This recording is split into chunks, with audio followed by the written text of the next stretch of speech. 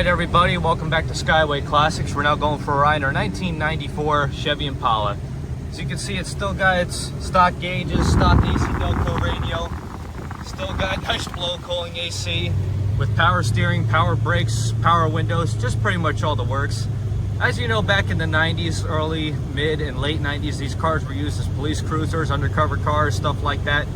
And to this day, surprisingly, she still does look like an undercover car with her stock rims and performance and all that good stuff, especially its black exterior paint. Kind of gives it a dead getaway.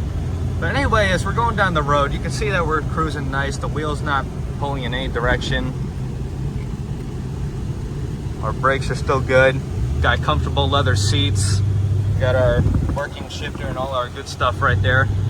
Pretty much getting a good package with this car is Chevy Impala. Best part is it's a 4-seater, so you can always put people in the back. And enough trunk space to go down to the grocery store and back.